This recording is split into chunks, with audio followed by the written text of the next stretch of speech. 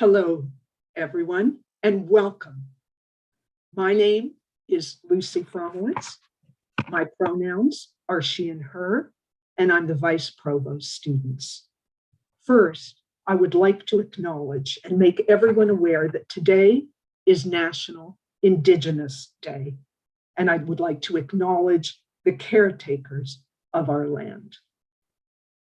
I am thrilled to be here and part of Pride 2021.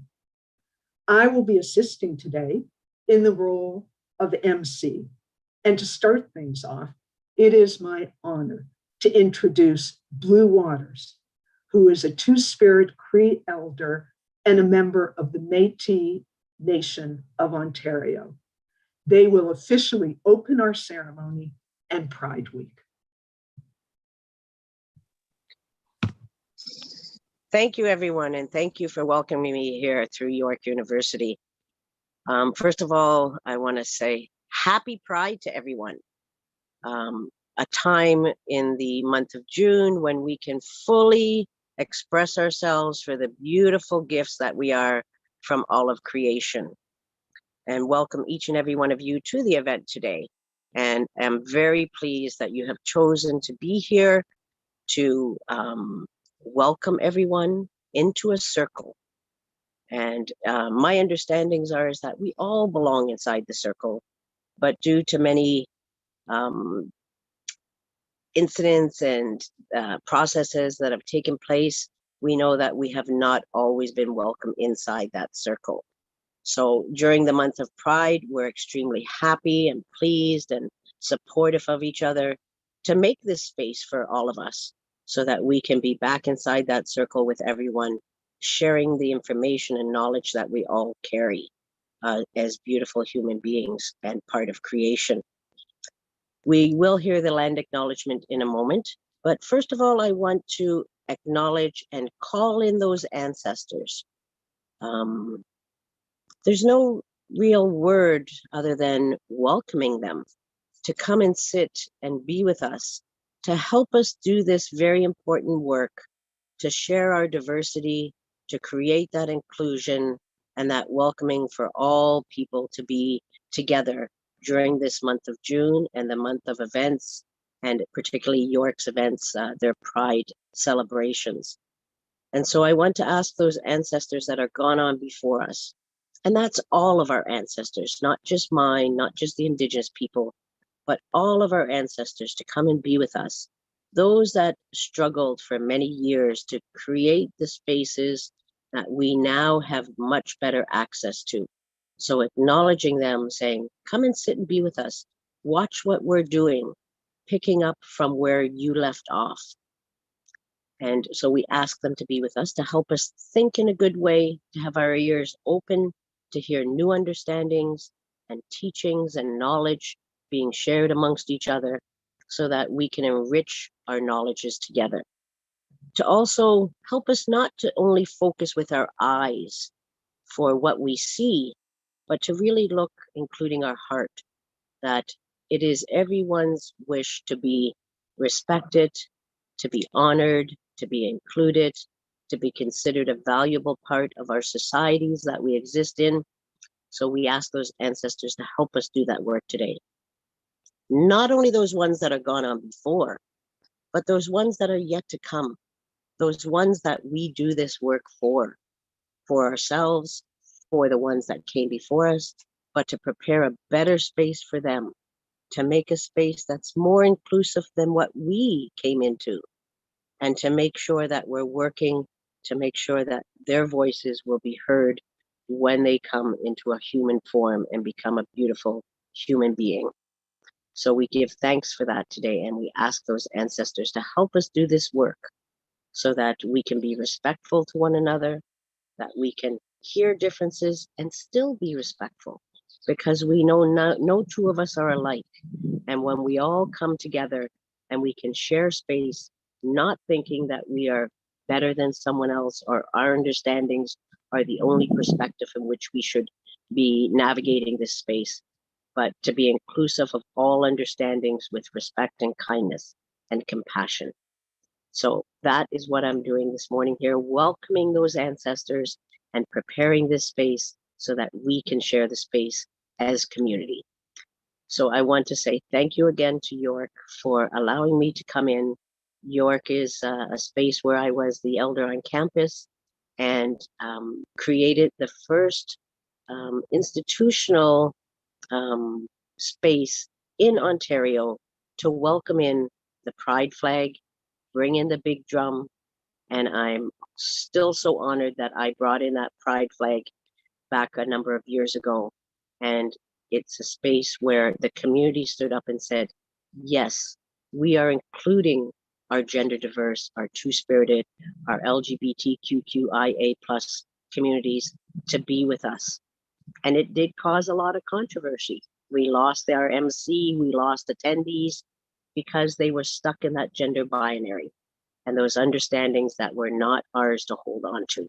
So I'm very proud that York is continuing with being a welcoming space and a supportive space for gender diverse communities, two-spirited LGBTQIA people, and continues to make sure that we have a space to come to and we are included. So let's get on with our program and have a beautiful day. We will move into the land acknowledgement to acknowledge not only the land, but the people that were here first of all. So thank you very much. And I'm going to sit back and enjoy today. Thank you. Thank you, Blue, for those words. And I deeply regret that I didn't have the privilege of being at York during those particular days. It is now my pleasure to introduce Marvin Veloso to share the land acknowledgement with us today. Marvin Veloso is an interdisciplinary artist, a graphic designer, and currently a fourth-year undergraduate student in culture and expression at York. Their research is interested in visual and literary arts, cultural performance, and environmental justice. Marvin has worked alongside York's Faculty of Environmental and Urban Change, as well as SexGen Committee, as a graphic designer and a communications person. During their free time, if there is such a thing, Marvin enjoys exploring the worlds of speculative fiction and imagining a better world where humans and non-humans live in harmony. Thank you, Lucy, and thank you, Blue. As this event is virtual, we are not all gathered in the same space. I recognize that this land acknowledgement might not be for the territory that you are currently on. We ask that if this is the case, you take the responsibility to acknowledge the traditional territory you are on and the current treaty holders. As a member of the York University community, I recognize that many Indigenous nations have long-standing relationships with the territories upon which York University campuses are located that precede the establishment of the university. York University acknowledges its presence on the traditional territory of many Indigenous nations. The area known as Tikaranto has been caretaken by the Anishinaabe Nation, the Haudenosaunee Confederacy, and the Huron-Wendat. It is now home to many First Nations, Inuit, and Métis communities. We acknowledge the current treaty holders, the Mississaugas of the Credit First Nation. The territory is subject of the Dish with One Spoon Wampum Belt Covenant, an agreement to peaceably share and care for the Great Lakes region. From what I understand, this land was appropriated by the British Crown in a series of deceitful treaties, most famously the Toronto Purchase of 1805, which cheated the Mississaugas out of a portion of this land for 10 shillings. What's more, a large portion of Toronto is unceded. For those of us who are settlers on this land, it's our collective responsibility to recognize that we are here because this land is occupied. In recognizing that this space occupies colonized First Nations territories, and out of respect for the sovereignty of Indigenous peoples, it is our collective responsibility to learn our colonial histories and their present-day implications and continuities. It is also important to acknowledge that in addition to taking land and sovereignty from indigenous nations, white settler colonialism essentially involved imposing white ways of being and displacing diverse indigenous ones. These colonial impositions include monogamous heterosexuality, the nuclear family structure, authoritarian, undemocratic, and physically violent means of wielding power between adults and children, and between men and women, and the binary gender system. They also include the imposition of capitalism, the racist and classist criminal justice system, including the criminalization of sex work and drugs, the psychiatric system, which makes reasonable human suffering into individual pathology, and the practice of strangers deciding whether families and communities are safe for children and then forcibly removing them if the stranger decides that's the best thing for the child. These are all everyday manifestations of ongoing colonialism, which we have a responsibility to both acknowledge and struggle against. Thank you, Marvin. I would now like to introduce President Lenton, who will share some remarks about this most important week of events to celebrate our two-spirited LGBTQIA community.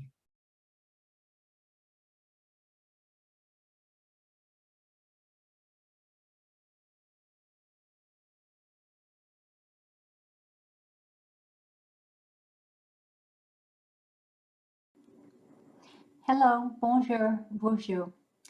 Pride Month is a time to celebrate how far our 2S LGBTQIA communities have come in the struggle for equality. But it is also a time to reflect on how far there is still to go and the actions that we must all take to support these efforts. At York, we are committed to creating a safe, welcoming, and affirming university environment for all of our community members, and to challenging homophobia, biphobia, and transphobia on and off our campuses through education, our scholarship, and advocacy. I want to take this opportunity to thank everyone here today for attending today's bride ceremony and for acting as allies for equity, not just during Pride Month, but throughout the year. I also want to thank the organizers of today's event and the many events organized by faculties and groups across our campuses in celebration of Pride Month for their dedication to supporting our 2S LGBTQIA community members.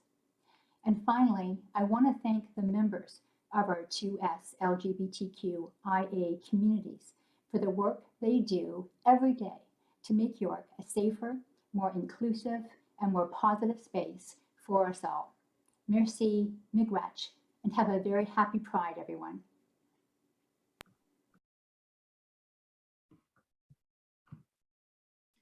Now we will hear from Sheila Cote-Meek, Vice President, Equity, People, and Culture.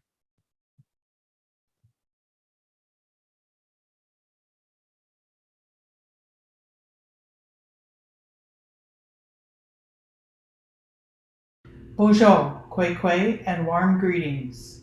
It is my pleasure to help open Artists and Activism Pride Week at York University. Today I would like to take a moment to recognize two important anniversaries. This year marks the 40th anniversary of Pride Toronto. In 1981, the Operation Soap Bathhouse raids generated many protests against queer oppression.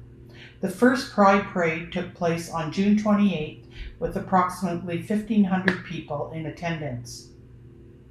Today also marks the 25th anniversary of National Indigenous Peoples Day, a day to recognize the unique contributions and achievements of First Nations, Métis, and Inuit. This week of events at York features many members and leaders of diverse communities, including 2S LGBTQIA, disabled, Indigenous, and racialized communities. There is no doubt that this has been a difficult year for many members of our community. It is an important time to recognize the important role that Black, Indigenous, and racialized community members have played in leading the charge against oppression and discrimination of 2SL LGBTQIA individuals and the fight for their rights. It is also a time to reflect on and reaffirm our commitments to make York a more welcoming and inclusive community. Transphobia and gender-based violence and hate have no place in our community. I am very proud of the work that SexGen does for our community and community members. They have worked hard to make York University a more inclusive and safer space, and we are a richer space and place because of the diversity of perspectives and peoples. While we would like to be able to celebrate in person, we will once more celebrate in different ways. I hope that you take the time to enjoy the 5 days of incredible speakers, and I encourage you to participate as much as possible. Miigwech, thank you, and merci.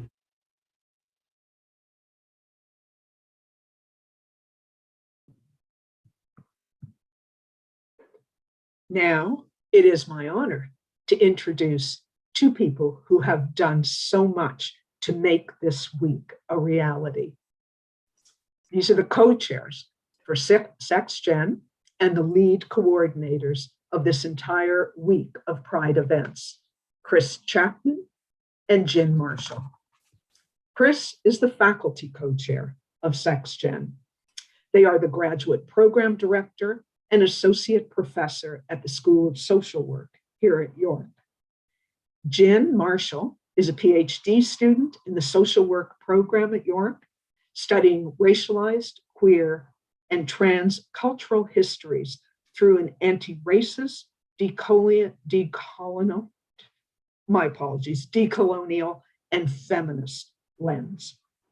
Jen's work draws on the activist background and is also grounded in over 20 years of experience in information and database technology.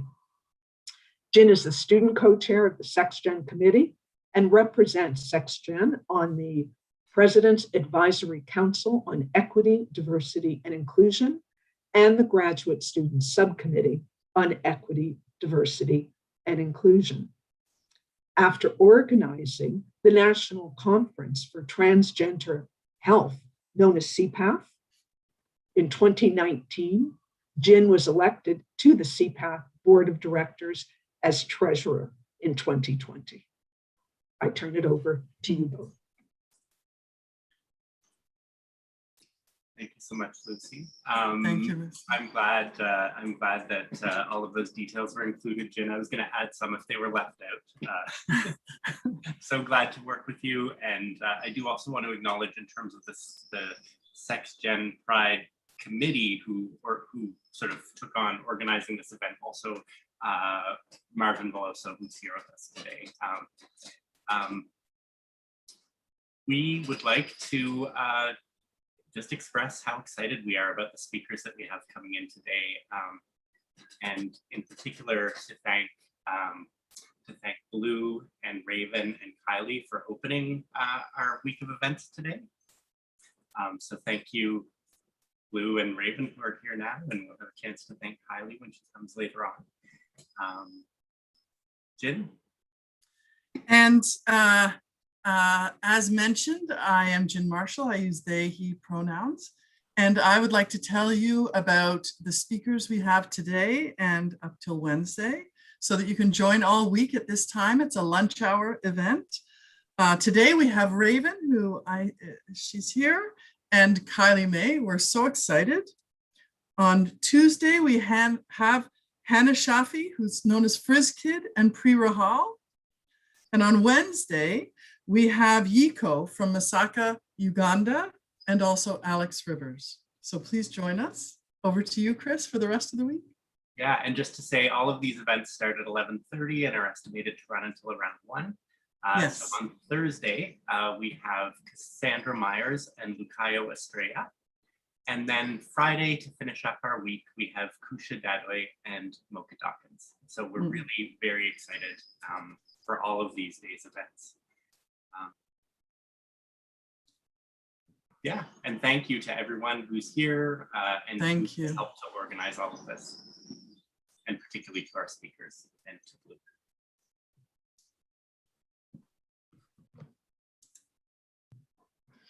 Thank you, Chris and Jen. And again, thank you for all that you have done to coordinate this very important and meaningful week of artists and activism. This week is only possible with the collaboration and collectivism from various departments across this university. I would like to thank the members of SexGen and all the staff and students across the university who have contributed to making this week of Pride events possible. We know that these events take an enormous amount of time and energy to plan, and we're grateful to everyone for making this possible. I'm also so excited by the amazing speakers and the performers, and would like to thank them in advance for sharing with our community and for being part of this very important week. On the 40th anniversary of Pride in Toronto, this year more than ever, as we are emerging from the most recent lockdown and from a year of COVID-19, it is so important that our week of Pride is centered around community, education, and of course, celebration. So please join us all across this entire week as we celebrate Pride at York through artists and activism. And remember, we always learn and unlearn together. Now, I would like to welcome Marvin Veloso back to introduce our first guest speaker to start us off on this week-long adventure that is Pride 2021 at York University. Thank you, Lucy. I'm very excited to introduce Raven Arya Wings, who uses she, her pronouns. Raven Wings, also known as the Black Widow of Burlesque, is a Tanzanian, Bermudian, Mohawk, two-spirit, queer movement storyteller of trans experience. She is a transcendent abolitionist and Renaissance artivist. Her work is rooted in Black liberation and Indigenous resurgence. Thank you, Raven. I'll give it up to you now. Hello, everyone. Good morning, good afternoon, wherever this is meeting you. Thank you so much for having me in this conversation today. I'm really honored every time I get a chance to speak about my life, my work, my passions. It is indeed appreciated. So I'm here in Sacramento, where the trees stand in the water, and with the commitment to the One Dish, One Spoon Treaty. I believe that where we are going, where I'm hoping that we go as a global village, is towards the preservation of land and people and relationships, and to be in right relationships with each other. My work comes through the form of dance, mostly. I'm a dancer, artist, burlesque performer. Dance is my love language. It's how I understand the world. It is also the way that I embody my activism. I didn't always identify as an activist. I didn't think that I was allowed to. I thought that there was some special group of people who were born to do such a thing. And someone like me grew up in Bermuda, the island of Bermuda, in between Bermuda and Atlanta, Georgia, with so much abundance of Black liberation heroes, both men and women. And so I grew up around excellence. And I wanted to be a part of that, but I didn't think that I could be, having been bullied for the majority of my life. For things that were unchangeable for me, my voice, my approach to things, the way that I wanted to represent myself in public and private space. But all of those were created. They were created myths that made me feel like I didn't have anything to offer the revolution or my people. And so when I moved to Toronto in 2004 for dance school, I decided that I was going to be independent, that I was going to try and be an example, a possibility model for Black queer folks as much as I possibly could, but I couldn't be part of the central movement that was driving conversation, that was driving integrity, intent, politics. And so, for a large portion, I just focused on myself, growing my own techniques and my own kind of skills, going through School of Toronto Dance Theatre, being faced with so much racism and gender phobia, and having to work through that experience was really hard. So I created a dance company with my partner of 14 years now and my best friend, Renal Jean-Pierre, just to have fun. It was called Illnana Diverse City Dance Company. And we started off wanting to explore all the things that we were told we couldn't be, that we weren't allowed to do in public space. And so we wore our heels and our bright colors, and we had wigs and hair wraps and, things that we watched our mothers do, adorn ourselves with such grace and art and talent. And had no idea that would be the vehicle for self-expression, for the evolution of my own understanding of my identities. It really traveled me through this experience of activism. And so art and activism for me are one and the same. They're completely connected for me. My art comes from a history, like a legacy of liberation folks, elders, forebears, who crafted abolition, abolished slavery, which is why I'm an abolitionist. I'm an abolitionist because I am a recipient of the work of my ancestors, elders, and forebears, and wanting to not just continue, but to really carve a space, utilizing speculative fiction and Afrofuturism, using these art techniques and understandings, ways of living, indigenizing and decolonizing my practices. All of that started from a space of movement for me. It was my voice, my way of sharing and showing love, my reflections of the world. A lot of people understand dance as something that is simply entertainment, and for me, it has always been a vehicle for stories. I'm also a two-spirit individual, and we who are two-spirit are memory keepers.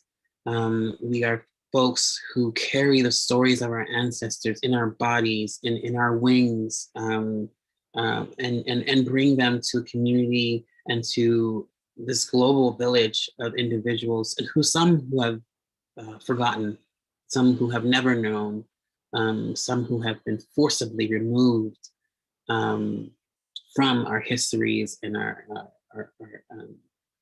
places of being.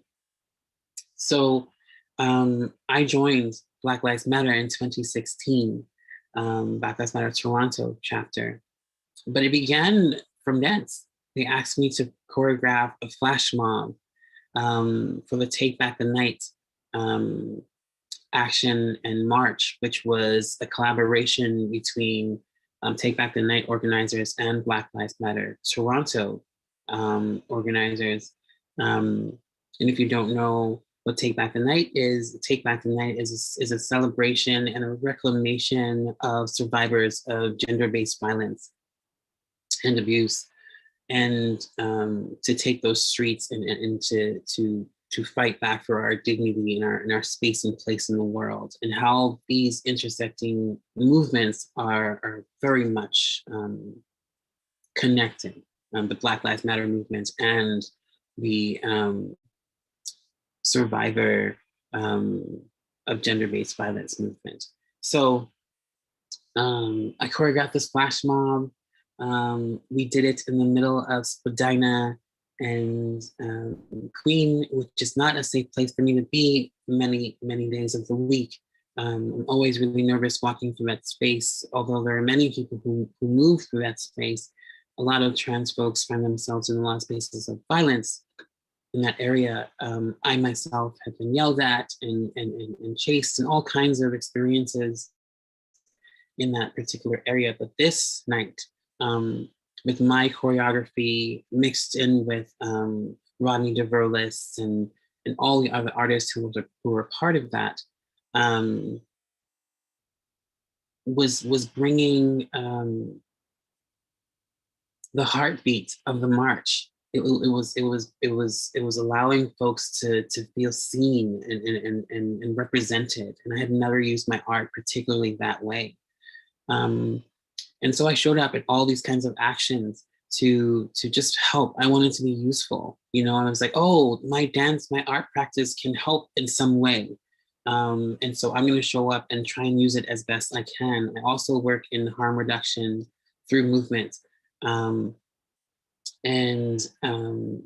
You know, as trans folks, a lot of our lives and experiences force us to have a disembodied relationship to ourselves. And so I do a lot of work to bring ourselves back into our bodies, but it is a lot of intentional heart work that has lots of different experiences attached to it. But it's really what drives me. And so I showed up at actions and I taught stretch classes because I saw how people's bodies were changing with so much violence in front of their faces and to their families and communities. And I just wanted to offer it. And then Black Lives Matter Toronto offered me to be a part of their group. And I joined. I just said yes without really knowing what I was stepping into. And the whole time it felt like flying an airplane while learning how to fly an airplane.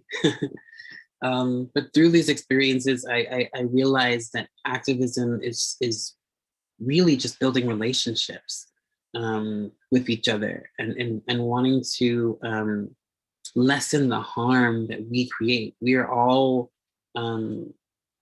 we all have the possibility of creating great harm and great love and care and abundance for each other. And so we choose to be in the right relationship with each other. We choose to understand and to work together with our differences. So many folks are forced to move into spaces and leave parts of themselves out. But if we don't have deaf performers and artists, if we do not have low vision folks and trans folks, all the people who exist in the world as a part of all of our spaces, then we are not receiving the abundance of the world. You know, the land once provided, Toronto specifically provided, was a food forest. and provided food and taught our ancestors about poison oak and good oak and how to recognize the difference. It taught us about community and sharing and preservation. And so when we say land back, when I say resurgence, I'm talking about a shift in focus, in perspective, in integrity. And I use my art through burlesque to tell those stories. I call myself the Black Widow of burlesque because I want to be a reminder of all the trans women who came before me and who will come after me, and really wanting to have a space to show how much it takes to show up. Many folks think about diversity only existing when you show up in the room, but it happens from when you're leaving your home. That experience of leaving your home to go out into the world, to get to that room, is another kind of access that is not really ever thought about as an access need. And so when we focus on our disability justice principles, we focus on the principles of abolition, mutual aid, interdependence, working with each other, seeing ourselves as each other's currency, as opposed to capitalistic structures and false ideas of progress. I really believe that we want change. The land needs it. We're in this raging pandemic still. As much as we want to believe that it's over, for many countries it is not. And so we can't over here be like, oh, it's over, when there are countries still ravaged by this virus and many other viruses. This is not the first one. But what has changed and what has been different is that we've provided platforms for everyone to engage, for as many people to engage as possible, as long as they can have a computer, which is also a barrier, right? But many of us who are disabled, we're always asking for spaces. If we could be zoomed in, if we didn't use the word Zoom, but if we could be called in, video called into meetings. Oh, I can't make it to work, I'm feeling sick. And how many of us pushed through that sickness, worked sick all the time, without folks really considering our wellness. But now we're in a place where we're all working from home, and they found a way. And so there is always a way to grow and to connect to folks and to make ourselves more available for all the ways that people exist in the world, and to make that easier with each other. My work with Black Lives Matter Toronto and now Black Lives Matter Canada is really about building Black liberation. It's about making sure that Black folks know that their lives matter while they're alive, that the quality of their life is important, that the surviving is simply not enough anymore. My generation are here to radically shift the pace of abolition. Right now, abolition is in almost in every conversation, but 25 years ago, when the activists were hiding their faces because of how dangerous it was, and it still is, but it's largely changed due to social media, right? But we're having conversations about abolition in ways that people dreamed about. And so as artists, we are dreamers. We are, we create worlds and design them. They say that utopias are created by the people who were never let in them. But I'm not really trying to create a utopia. I am trying to encourage us to grow with each other, to understand that the prison industrial complex exists in all of us in really experiential and micro ways that we may not always recognize. And so we must not do away with people. You know, we don't have to be necessarily in relationship to everyone if that is not safe for us, of course. But what I want is for the perpetrators of violence to have communities who hold them accountable, who share love with them, who love them through their growth and change. And for victims of harm and violence and oppression and ableism, to have a space and communities and support. I want us to shift our the way that we talk about mental illness and mental wellness as if they are not the same spectrum, and to move into a place where a disabled body, a mad mind is a desirable state to live and to breathe and to exist in. We grow and we change and we understand how much possibility there is for us in this lifetime. Those are some of my beliefs, and dance has really helped me shape and take care of myself while doing it. You know, many people think that activism is just marching in the street, but it is so much more than that. Activism is also raising your children.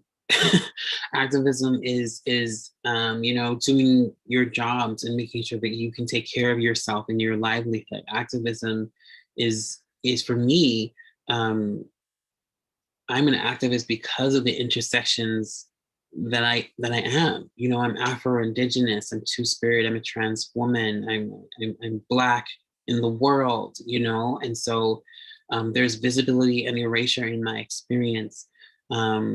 There's violence and harm. There are histories and legacies of betrayal and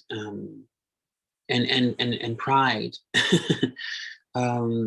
And you know, in the spirit of Marsha P. Johnson, in the spirit of Sylvia Rivera, I want us to care for each other while we're living. In the trans community, we have a saying, flowers while we're living. And I want that for everyone, to be able to feel validated, to be able to own and tell our stories, your story, which is why every chance that I get, I share my personal journey in hopes that others will maybe see parts of themselves and will feel encouraged to step into places that maybe they've never been in before. I've been invited into rooms this year and last year that trans people are never let in. Trans people are never in the conversation, in the room, in the production, in the film. And it is a privilege for me to do that. But it is not a privilege that I am guilty about. It's one that I take responsibility for, that I use and utilize to make space, an open space for more trans women and non-binary folks, Two-Spirit individuals as well, and communities, to be able to have more of a platform. And so I see myself as a game changer. And I'm really excited to answer any and all questions that you might have, burning desires for. So thank you so much for listening to me this morning. I appreciate it.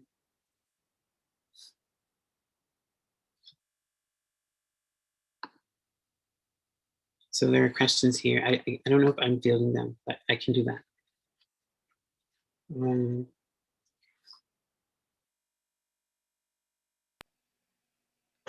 Thank you for that, Raven. This is Marvin. One thing that stood out to me in your talk was, you know, the idea of speculative fiction and Afrofuturism. And there, you know, I see this relationship between hope. You know, hope is such a powerful gesture. and especially through collective hopes, we can work towards, it might be a utopia that we want. I have a question that goes, do you think your work brings together a relationship between healing and activism? Yes. Yes, absolutely yes. That's why I always start by saying I'm a dancer first. Because it is really like, it saved my life so many times. It was a metaphor for how I lived my life. Dance, you have to navigate so much. You have to navigate consent. You have to navigate your body pain. You have to navigate your body being in relationship to other people, navigating the difficulty of being a vessel for someone else's fantasies on stage and in media. And then when you have a chance to choreograph and create your own stories, like, what are you telling? What are you offering? What space are you providing?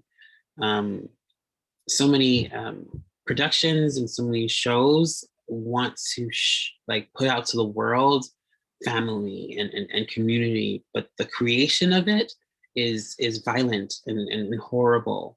And so I really I want the process to be more important than the product. And that's how I see activism as well. Like I said, it's all relationships, and in relationships, you mess up, you have radical grace in receiving the criticism, a commitment to be in conflict with each other and to work through that, utilizing that to learn about ourselves and each other, is so important to me. So it's been healing for me specifically, and it's how I choose to offer healing to anyone who will receive it. Thank you. Another question comes in that goes, how do you do self-care while giving so much in your activism? Self-care. I mean, the definition has changed for me over the years. Like, before, I was like, oh, self-care is just making sure that I'm okay. It's like if you have an opportunity to be on an airplane and they give you those instructions of when the plane is going down, you put your mask on first, and then you help. And that's how a lot of the ways that I saw self-care. I was like, I take care of myself first so that it overflows into the way that I'm caring for everyone else. I do believe that you can't do outside of you what you're not doing inside, with your relationships with the people who are in your life as well. But I'm shifting a little bit into a space of self-care is community care. They're one and the same for me now. For example, like I can have a really beautiful day, walk outside and see the sunshine and be like, oh my goodness, I love this land and I love the liberation that I fought for to get here, and see that. And then come inside and turn on my Instagram or get a message and see that there's still attacks on Palestinians, and there are people who are fighting to survive over here, and there are mad communities who are being legislatively attacked, and then it shifts, and then I'm like, no, like we're not okay. How do I get us okay so that we are collectively good?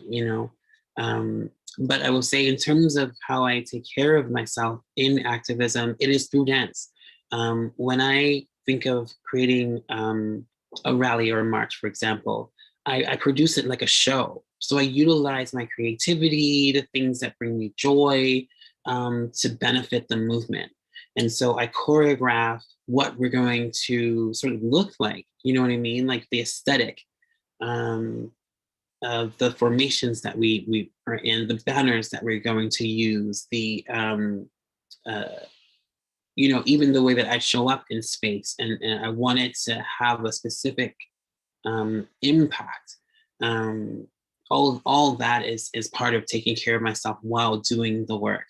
And so that's why I was talking about there isn't only one way. And so utilizing what brings you joy as an avenue into your activism. So whether that's writing or blogging or however you see it, visual art, however you see it, writing, lawyers, whatever. You can utilize that to benefit more than yourself. And so that's how I see care within the activism.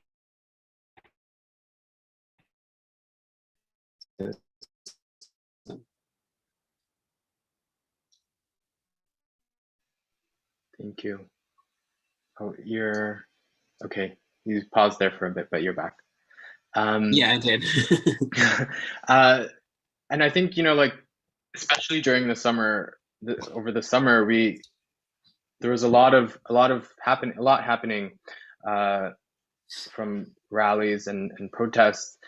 And your work is so deeply connected to the body.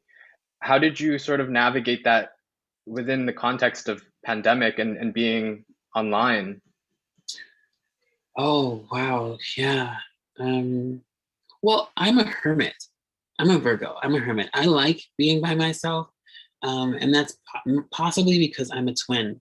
And so I've always had someone next to me my entire experience. And so, this experience of the pandemic was so rough, but I didn't allow myself to feel it right away. When the pandemic really hit, I went into work mode. I was like, okay, mutual aid. How do I get people their needs? How do I make sure that our actions are safer? PPE, social distance. What ways can we still get out there? Can we still acknowledge what is happening to our communities, but keep people as safe as possible? And so how do we revolutionize how we do activism, how we create art, and how we were already using social media. And so it's just being used more frequently. And then I started teaching these morning classes for university students who were doing school from home, and teaching them some morning breathing and stretching and mindfulness to get them to shape their imagination in a way that allowed them to do whatever they needed to do, whether that be their exams or working through stuff. And so my mindfulness practice, my movement practice really centers my sensitivity. As an activist, I'm really, really sensitive. And so when I'm out there, like this weekend, we had an action where we brought families across Canada together who have experienced loss of their children by the hands of the police. It was a visceral experience, standing next to families who were sharing their heartbreak over and over and over again. Fathers who were like, "It's Father's Day tomorrow, and I don't know how to experience this. It has changed for me forever. And having to sit and hold that with them and be a container to protect them while they're sharing their stories in these public spaces. And then afterwards, needing to take a 2-hour bath or, really, or singing. Sometimes I sing when dance doesn't work for me. Sometimes I write when singing doesn't work for me. And so I utilize all the different ways that I express my art and myself to help me through that experience. And I have really beautiful friendships around me that also keep me grounded in who I am and to remember myself. Right. Thank you. We have a question here that asks, in your burlesque work, including your fostering of others' dance art, how do you understand the relationship between body positivity, pleasure, and political transformation? Oh my goodness. You know, I'm creating a accessible, um, affirming toolkit for dance right now with my dance company. And we just had a conversation, a consultation with these artists talking about consent in dance and how it doesn't really exist. It doesn't really exist. And I was having a conversation with one of my dearest friends, Kumari Giles, about burlesque, because they were a burlesque performer, and I wasn't. I had seen it and supported it. But to me, was burlesque is one of the most consensual art forms I have ever been a part of. Because I get to decide how they see me. I get to decide what I say, what I show, and what I reveal. And sometimes it's not about what I take off. Sometimes it's about what I put on. And I was like, I have never experienced that. Maybe in the beginning, when I used to freestyle before I went into a dance institution and learned what was right and wrong about my body, about the ways to move and express myself. And so I invested in burlesque for self-preservation, for my own body positivity. And I didn't realize that it was about those things. My dearest friend, Dainty Smith, talks about burlesque is really talking about the politics of desirability, you know, and how and who gets seen and whose stories are highlighted and what bodies are highlighted. And so it was a way for me to weaponize my glamour. It was a way for me to invest in it in a way that, like I said before, like adorned myself in the ways that I watched my mother adorn herself. And wanting to experience that softness in my body and on my body. And it has been completely life-changing for me.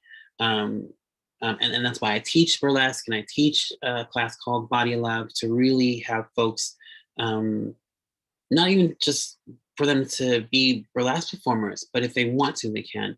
Everyone can.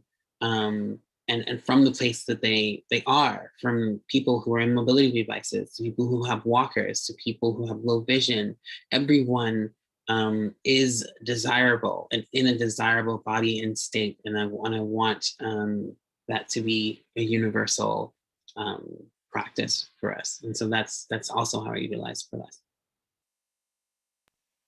Thank you. Yeah, the politics of desire is something I'm interested in learning more about. You mentioned something earlier about your work drawing upon memory, and sort of, you know, engaging the body to reach to memories of the ancestors. I could imagine that sort of requiring a lot of vulnerability to reach that far, you know, like how can we look towards memory and memories of our ancestors. And I'm sort of interested, you know, the flash mob sort of becomes this site of collective performance, collective ways of uncovering this memory. Do you think there's a relationship between like your work as something as grieving, and something as of celebration, and how do you sort of balance that? Yeah. Oh, wow. It's both, you know, that's why I call myself the Black Widow, you know, because you think of death and remembrance. And I, you know, Sankofa, meaning go back and fetch it, is an African proverb from Ghana, West Africa, by the Ashanti people, which is a pictorial language. And there are two representations of it. And one is an inverted heart, and one is a bird with their feet facing forward, but their head looking backwards. So in order to understand where you're going, you have to know and understand your past, who you are. And I've always really embraced that. From Janet Jackson is where I first just like heard about Sankofa. And really, you know, we're in the time period of thinking about water, you know, and water is living memory, you know. She is like our oldest ancestor. And so really utilizing the spirit of water. So sometimes it can be rough, sometimes it can be soft, sometimes it can lie still. And taking that lesson from water in a way to take care of myself and the people around me, using my art in this way is so fulfilling, and in a way that I wasn't taught to do in school. You're not like, you know, you're not taught to be like, use it for the community. You're like, use it to be a star, and you know, all that kind of stuff. And my perspective of what success has completely changed. You know, it's about how many people I can connect to, and how many folks can be moved by the stories that I tell. Or, you know, you know, I had a speech that went viral last year that's gone around the world, and for so many people, it has allowed them to feel validated in what they were already thinking or feeling or doing. And what I told people about it was like, I've never watched it myself, because when I hear it, all I can hear is my heart breaking. But for other people, they're like, hearing you made me feel alive or feeling. And so my heartbreak offered some people some liberation that day. And so that's somewhat how grieving works. I lost my mother some years ago, and learned very quickly in that process of mourning that I'm still in, that life is kind of like this birthday cake. There are layers to it, you know, and so you're happy and sad and grieving and tired and loved all at the same time. But what we choose to focus on, what we can focus on, can shift. You know, some of us have the privilege to have time to do that, and some of us are surviving war-torn situations, and so it's different. But yeah, that's really what I think about. Yeah. It's funny you mentioned water and the importance of it at this moment. And you mentioned like your Virgo. Do you know like about the age of Aquarius? I do know about Yeah. Aquarius. We're in the age of Aquarius. We are wild. And you also mentioned the speech that went viral, and the question that just came up was, how has your life changed since then? You know, well, what I say is people just became aware of what I was already doing. I was already doing it, and that speech wasn't really a speech. It was a moment of honesty for me. Not that speeches can't be that, but I really wasn't thinking this is a speech. I was just so angry, and I was just so hurt and had so much rage, because the day before we had this action and the police arrested some of the folks who were there, and I was like, I knew that where they were. And so we were able to show up with 3,000 people and be like demanding to get out, and we knew they would get out, and we got them out. But then I was thinking about all the people who were in there who we don't know, who don't have 3,000 people showing up to get them out. And to, you know, there are so many people disappeared into that system.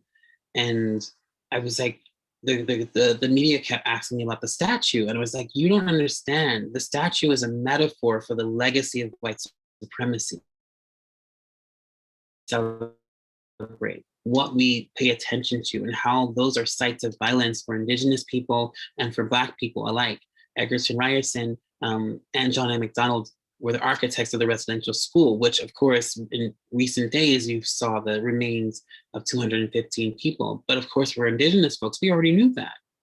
You know, we already knew that. I have been shouting it from the rooftops from time immemorial. And so for me, I just got up there and I was like, listen, you don't understand. Like, we tried the other ways. We assimilated into your cultures. We learned your language. We you know, we dressed up for you. We put on suits and ties for you. so that you could see us as human beings, so that you could treat us with the dignity and respect that we know we deserved. And we're still fighting for it in all these major ways. And I really wanted folks to understand that. I was talking to the people who were in front of me. I never expected it to go where it did. And so it has been disastrous and wonderful at the same time, because it introduced me to so many places and communities of people who didn't know that I existed, which brought a lot of violence to my doorstep, but also a lot of opportunities. Like I mentioned, I wrote for, the Los Angeles Free Press and Maclean's magazine. They wanted to know about me, and I never used activism before for myself, because I don't own my activism. It started for me. I'm part of it, and so it was really uncomfortable for me at first, until a dear friend of mine, Dr. Cyrus Marcus Ware, sat me down and was like, you have an opportunity because people are listening to you, and they never listen to us as trans people. And you, as a Black trans woman, can be a voice for this generation, can bring people in a way that maybe they weren't able to do before. And so I took responsibility for the moment, because I wanted to disappear, honestly. But it has changed my life in some major ways. Ones that I'm grateful for, and ones that are pretty difficult. Right. And it's, going back to like grief and celebration, I think it's, through your work, you definitely explore that space in between, that sort of navigates that. But finally, the last one more question, and it's going to be about you.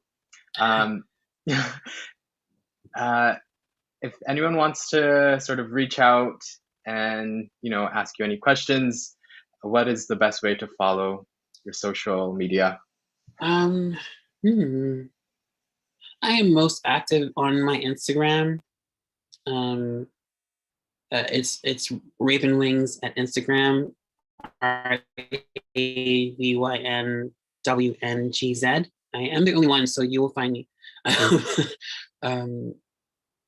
Instagram has people have lots of feelings about it, but I really started my Instagram initially because as a self-love face journal, because I experienced so much homophobia and transphobia in the world that I didn't know what I looked like anymore. And I really wanted to know what people were seeing. And so most of the photos at the beginning of my Instagram career now, I was just taking photos of my face, not smiling, in transit, because I wanted to see what people were seeing. I wanted to know what was happening for folks. I was like this existential threat. And so what started off as an experiment to figure out that became this way of really seeing all the vastness of what I look like and how I represent myself. And I fell in love with my own image. And so that's what it started off as. And then the speech went viral. And I went from like 800 followers to like 40,000 followers. And it terrified me, because I was like, oh, there's an expectation now for people to get their activism from me. And I wasn't using this for that. This was for me. And so I said, how do I do both? And so then I just started talking about my life and how I survived, what I think about, where I've gone wrong, how I've harmed people, forgiveness. And so those are the pieces that I really focus on with my Instagram. And so you'll get more information from me for there, and I will respond to you quicker through that place. Amazing. Thank you so much, Raven. Thank you. I guess at this point, we will hand it to Jin and Chris. Thank you, Marvin. I appreciate it. Marvin. Raven, thank you so much. I'm just really excited to hear you speak and the connections that you're able to make between such wide-ranging things, including, body positivity and pleasure in the midst of so much things to be angry and struggling in relation to. And that's really, yeah, thank you so much. It's really profound to hear you speak, and I'm so glad that you were willing to come back again. Yeah. And did you want to say anything? I did want to say, Raven, Raven, I have written down activism is really building relationships and choosing to be in right relations with our differences and seeing ourselves as each other's currency. Beautiful. Thank you. And thank you for all of it. Thank you all for having me. I really appreciate the opportunity. Happy Pride. Happy Pride. And so we are now going to take a short break. Kylie May is going to be with us at 12:25.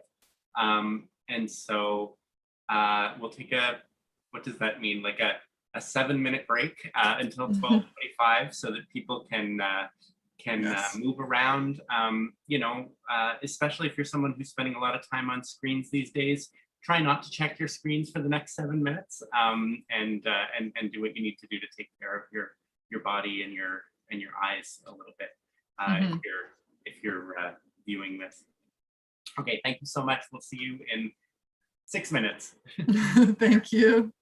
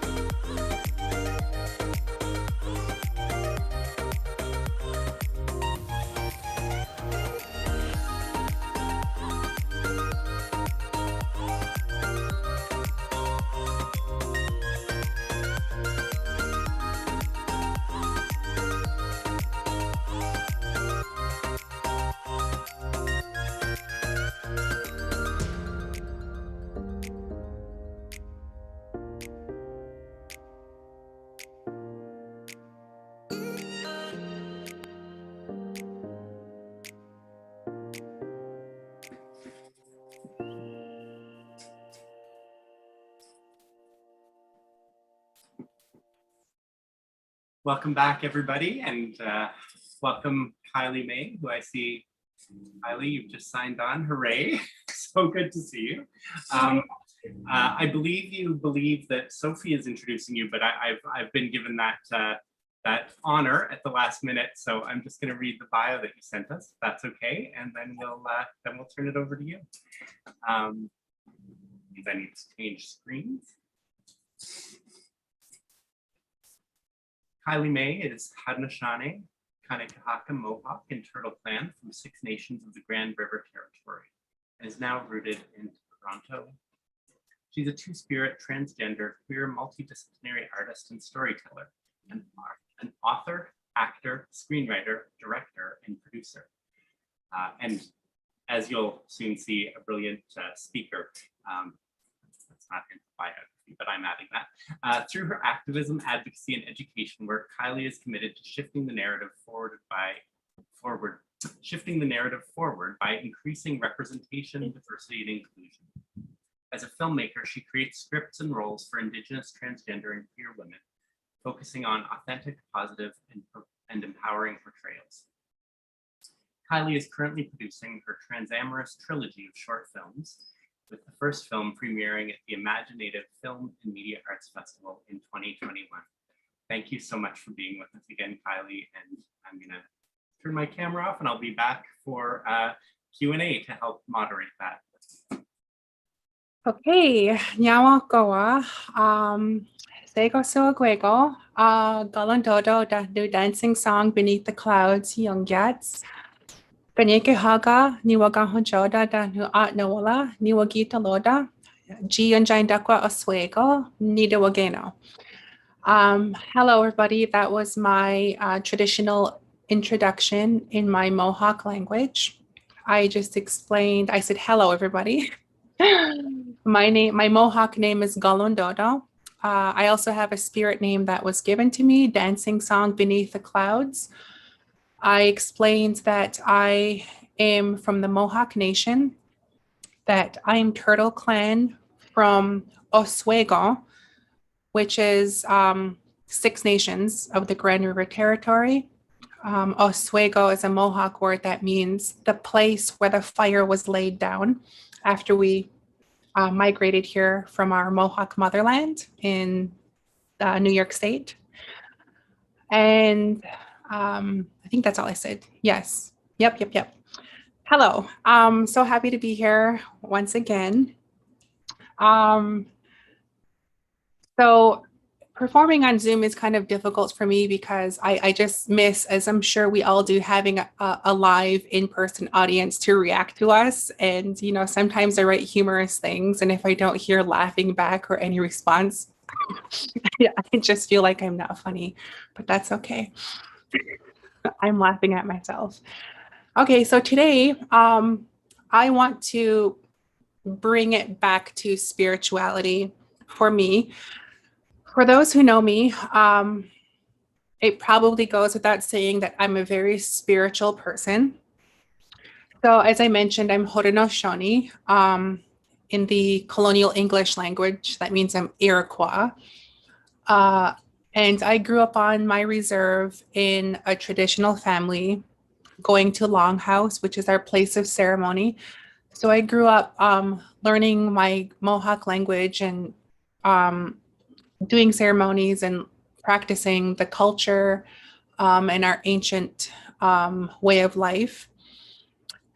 And that shaped the person who I was. You know, I grew up with an understanding and a belief in the spirit world, that we as human beings do not live within silos in our human bodies, that we are part of a larger, not just physical world, but also spiritual world.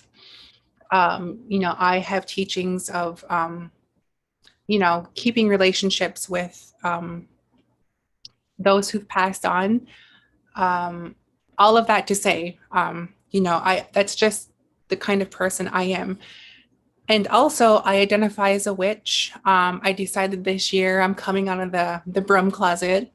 I practice magic, and that's just another way for me to find, you know, agency, power and strength. I'm a good witch. I'm all about healing and light and love. So me being a spiritual person has helped me find a strong foundation and to find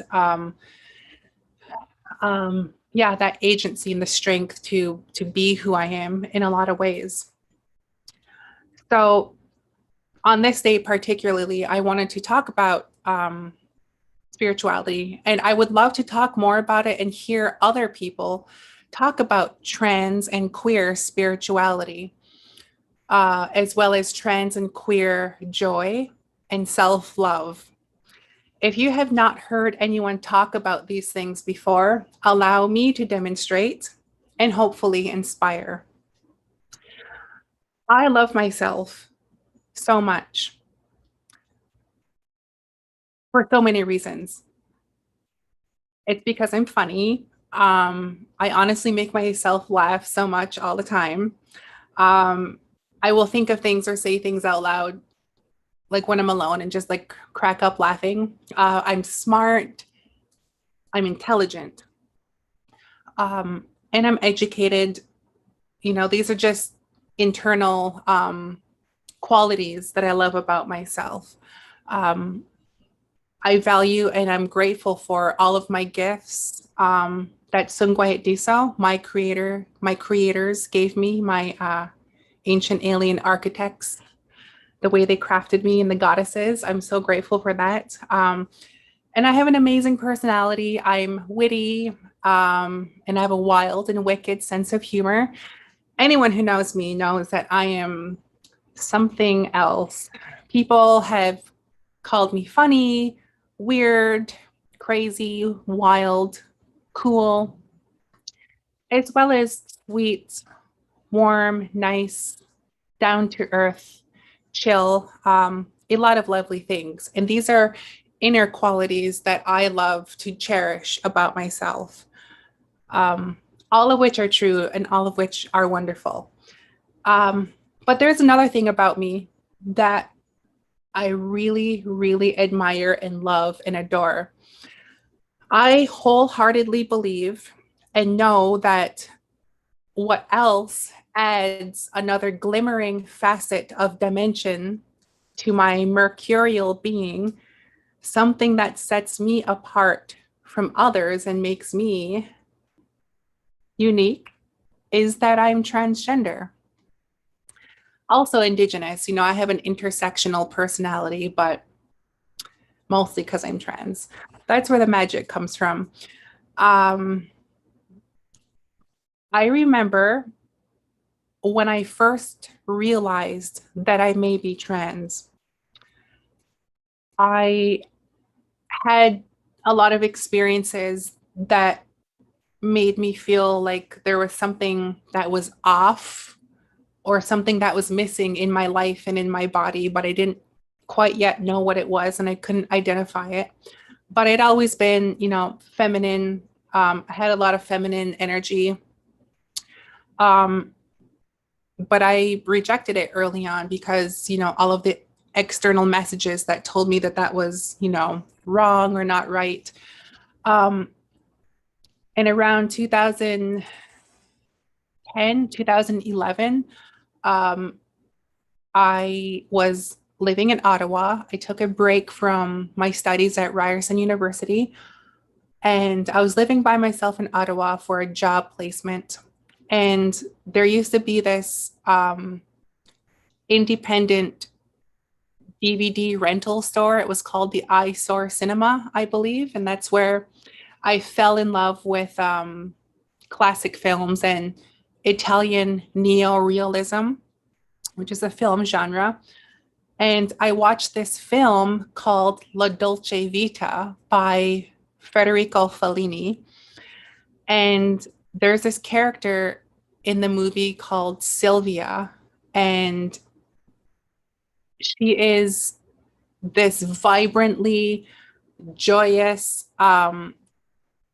woman. She is so full of life and just like the life, the energy of the party. And I was really captivated by her. And there was something about her presence on screen that was very magnetic to me. And she's played by the actress Anita Ekberg, but there's a scene in the film. So I'm watching this movie. I'm in Ottawa, 2010, 2011. And this woman comes on screen and she just captivates me. And I had this feeling in my body and in my heart, and it was like this swelling kind of joy. And I saw this woman and I had these mixed feelings in my mind and in my heart and in my body, and I didn't know what it was. I just felt like an envy or like a jealousy, but she was on screen and there was this party scene and she was dancing and she was leading everybody to start dancing. And as I was watching the scene, I was taken over by the emotion of the film and what was happening. And it just like all rose to the surface and exploded outward. And by myself in my living room watching this film, I said out loud, I want to be her. And then I was like, oh my gosh. I was super confused and I stopped in that moment and I was like, what did I just say? And that was the first time I said out loud to myself and I had that thought that I wanted to be a woman. And I immediately had excitement, but I had fear. I rejected that thought. I feared and rejected that possibility. And the next thing I said was like, no, that can't be it. I can't be trans. I don't want to be. No, this can't happen. And I had this reaction because of two strange factors that came together to create this repulsion and fear. First, being a lack of understanding and any semblance of understanding that was present about trans people was tainted and muddied. I had a misunderstanding of what it meant to be transgender. And the second factor was the straight up vitriol and mockery and hatred of trans people, like the jokes and the punchlines that we see in pop culture and in media, the transphobic and trans misogynist attacks on our collective consciousness. All of that I consumed growing up. And that factored into how I felt in that moment. See, I grew up in the 90s. I'm a 90s child. Was born in 87. And in the 90s era, there were these daytime trash television shows, one of which being Jerry Springer, and another one was Maury Povich, like going into like late 90s, early 2000s and onwards. So if you are unfamiliar or maybe you're too young to know, these shows had an obsession with making a sensationalist freak show out of trans people, especially trans women, especially Jerry Springer.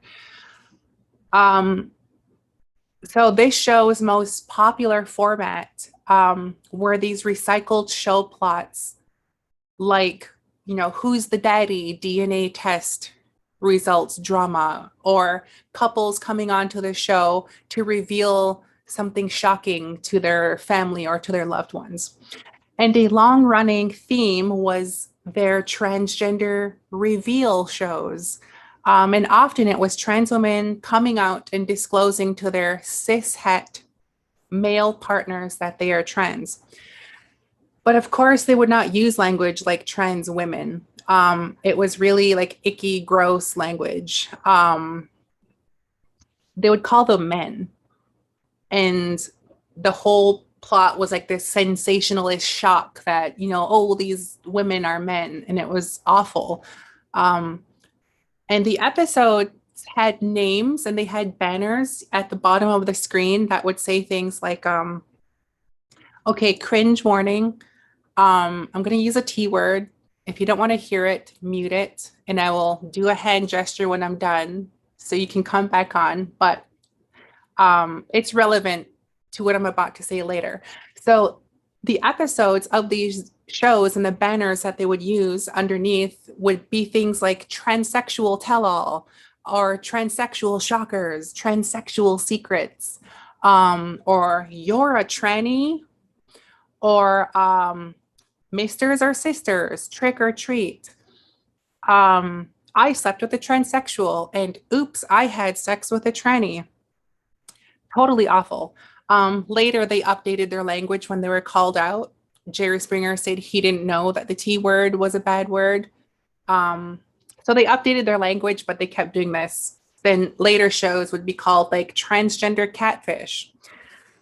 And another thing they did, were having these pageants where they would parade women around on stage and have them lined up.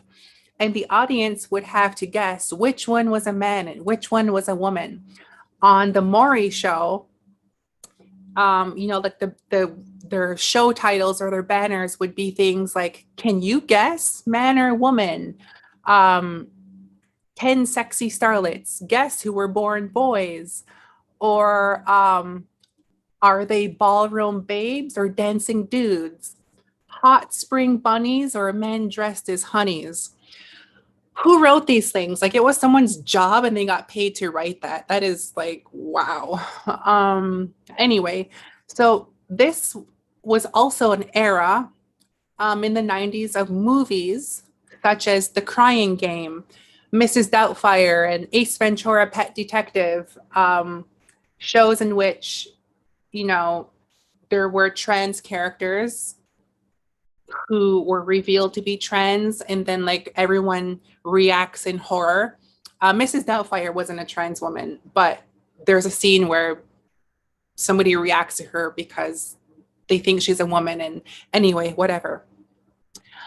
So all of these shows and films made the big shocking plot twist of the surprise, she's really a man, and the audience and the characters react in disgust. Okay, you can come back if you were muted. So let's do a mental, emotional palate cleanse, because all of that was gross. We are beautiful humans. Okay. Anyway, so I wanted to talk all about that for context, because those were the kinds of shows and movies that I saw growing up. And it was seeing this content that influenced the way that I felt. And this was considered normal entertainment. And how like weird and fucked up is it? I don't know if I can use language, but how messed up is it that this exploitation and freak showification of trans women was consumed and enjoyed by audiences, watching it like it was a sport, and how families or people would just watch these in their living rooms and their homes, including me and my family. So these early depictions in my childhood and these gross misrepresentations, that's what miseducated and misinformed me and shaped my misunderstanding and beliefs about trans people, especially trans women. These sensationalist, Jerry Springer pageantry shows and these images in my head, that was what was going through my mind when I had that moment that I realized I could be trans. All of that stuff I thought about, that's what made me think like, no, I don't want to be a trans woman. I don't want to be that. And reflecting on it now, it wasn't that I didn't want to be trans, because I wanted to explore my gender and honor my femininity. I had a burning desire to live my truth of being a woman, but my fear and anxiety was not wanting to be like those trans women on those shows or in those movies that people were repulsed by. I didn't want to be anyone's freak show. I can recall thinking to myself, I don't want to be laughed at. I don't want people to be jeering at me, like on those shows. And I could hear like inner voices in my head, like, you know, the movie Carrie, the horror film Carrie, that scene where her mom's telling her not to go to the prom. And like, then when she's there, she hears her voice in their head. And then she says like, they're all going to laugh at you. That was in my head. I was like, oh my God, they're all going to laugh at you. That fear of being trans, which is awful. So it took me a long time to learn that it wasn't being a trans woman that I was afraid of, but being a trans woman in a society that hated trans people and women. So that triggered and flared up, you know, my PTSD of years of being tormented as a child in my adolescence, you know, of being a very effeminate gay boy on the reserve. But like in present times, add being an adult and multiply it by online trolling. And it made everything a lot more scarier for me. So it took a longer time to unlearn all of that. It took me going on a healing journey to start loving and accepting myself. In fact, I'm still unlearning and uninstalling a lot of that and shedding away and rejecting all of that early programming, all of that internalized transphobia and homophobia. And I'm on an ongoing journey of installing or downloading new mental emotional system upgrades, a new spiritual belief system.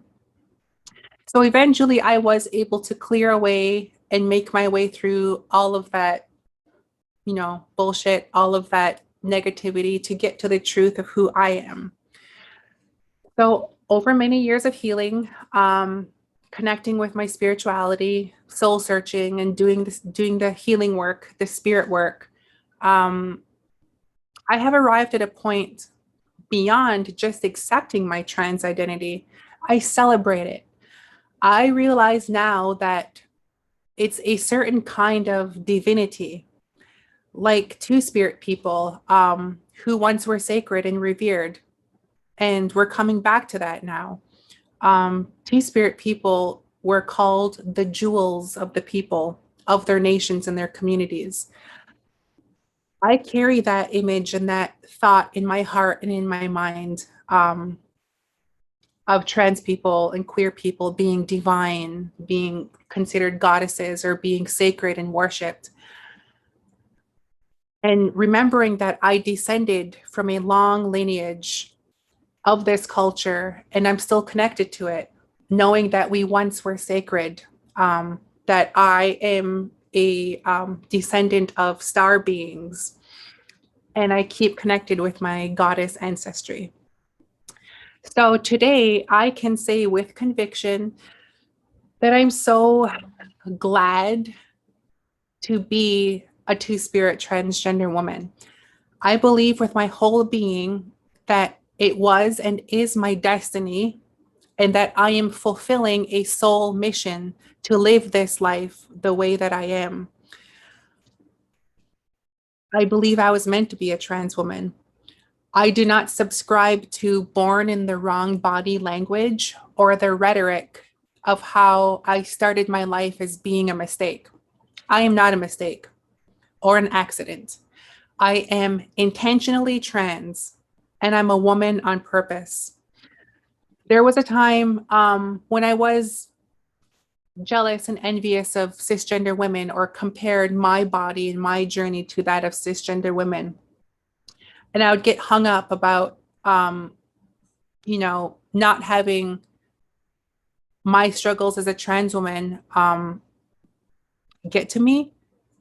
Like, you know, not being able to become pregnant or give birth or breastfeed. But then I just like changed my attitude and expanded my thinking. And I realized that a lot of cisgender women or people cannot conceive, give birth or breastfeed.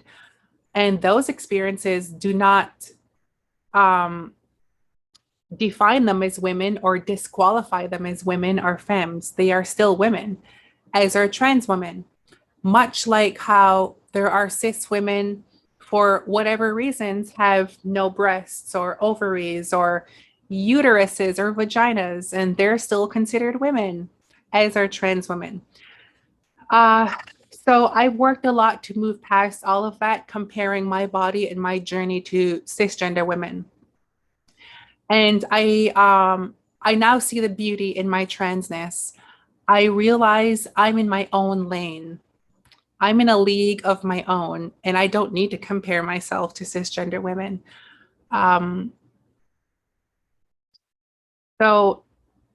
Well, I try as much as I can. It's a constant ongoing thing, but I'm constantly learning to value and appreciate and love all of my transness and how that makes me a diamond.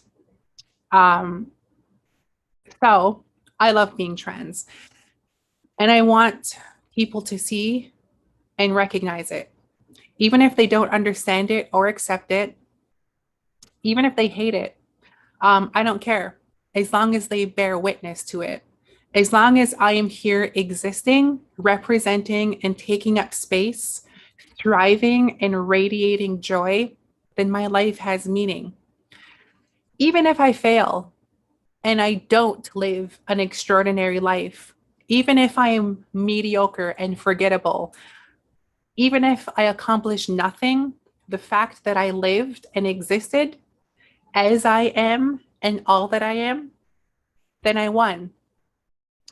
Many times I've thought to myself, if I could start my life over and choose how I could be born, would I choose to be born a baby that would grow up to become a cisgender female? Would I choose to be transgender? Or would I keep the same life I have and be born a baby, a little trans baby that would grow up to be a transgender woman? Would I choose to be transgender? Yes, I would. And I think that if I was born, cisgender and I grew up to be trans, if I was cisgender, and I lived my entire life in that reality, would my life be easier? I think sometimes. Would things be easier for me if I was a cis woman? No, it wouldn't. It really wouldn't. I'm learning we all have our struggles and our challenges and our gifts and our blessings, regardless of the way we were born or what our gender or sexual identities are. So maybe it doesn't matter, and I'm just better off being me anyway. Trans is my reality, and I love it. There are so many blessings that being a trans woman has given me that I wouldn't trade for anything else. I think the experience of starting my life as male and living in that male simulation, in that gender matrix, and then, taking the red pill. Actually, my estrogen pills are blue, but stay with me. And starting to see the truth of who I am, that awoke me to the wonders of who I really am.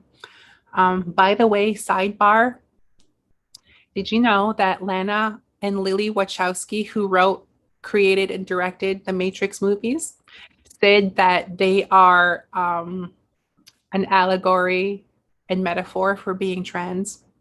Yeah, they said that. Anyway, and so when I transitioned and going through a holistic spiritual rebirth at 25 years old and experiencing a new girlhood and a second puberty and an adolescence and blossoming into my womanhood, and becoming a woman of my making on my terms, that's fucking special.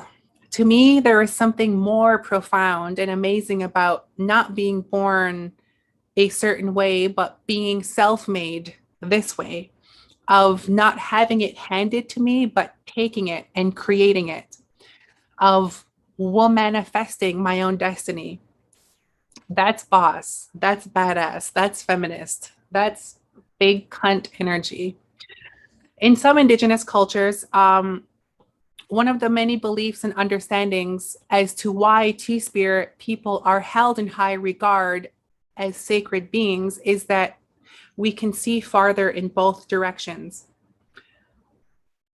of gender or any gender. And though this is a binary belief, and not all Indigenous nations subscribe to a binary system, like the Navajo Nation traditionally recognizes 4 genders, this actually applies to my life.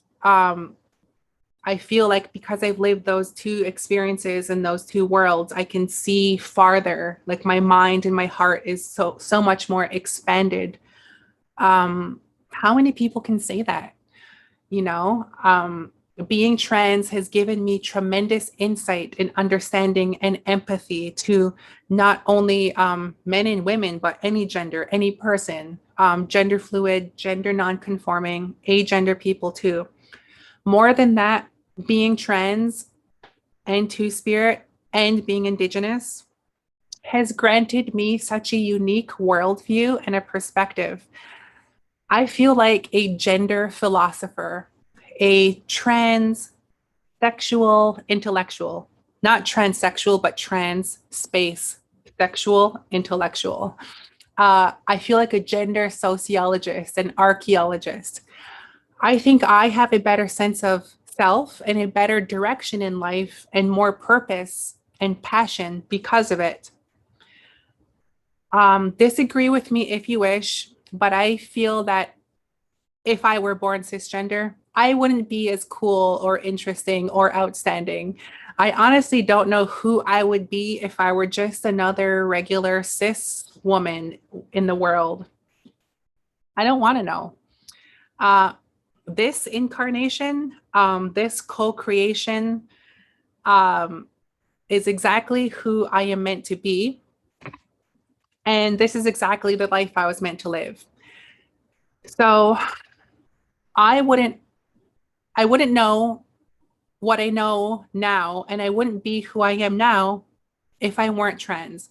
I wouldn't have had the experiences I've had in my life that have shaped me. Being trans and Two-Spirit has shaped the person that I am today.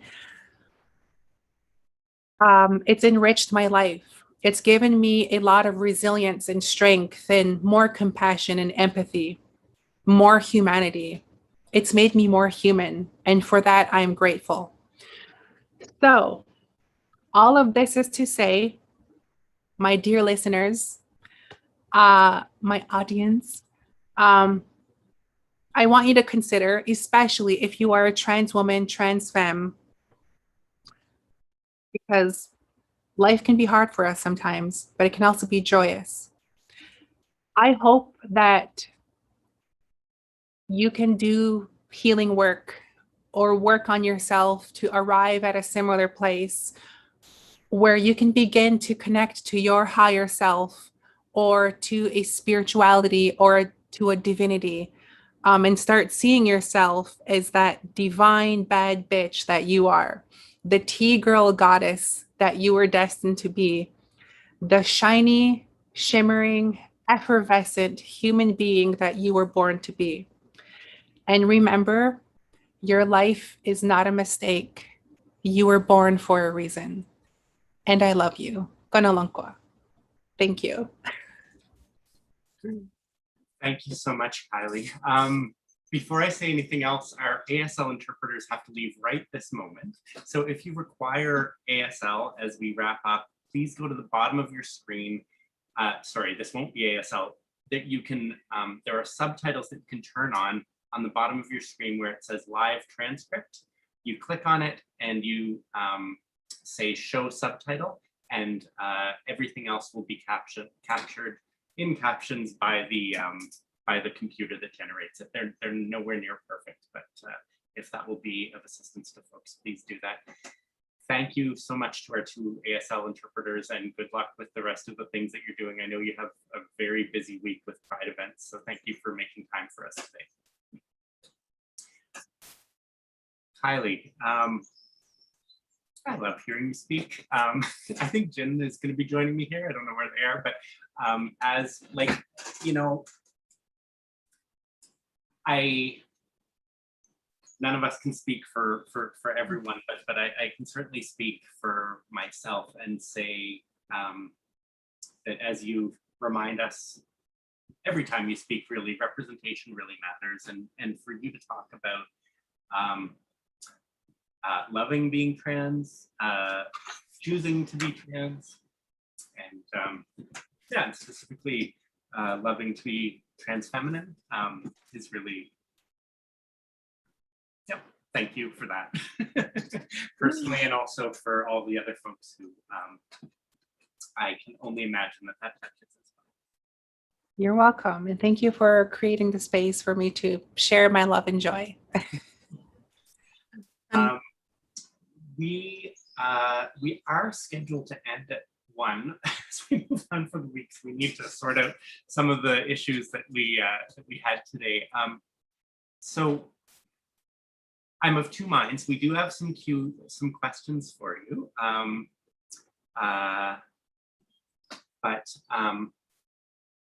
Oh, I'm being told we do actually have to end the webinar too. Okay, so so I think we're going to have a bit of an abrupt end, unfortunately, that we'll pick up in November if you're available.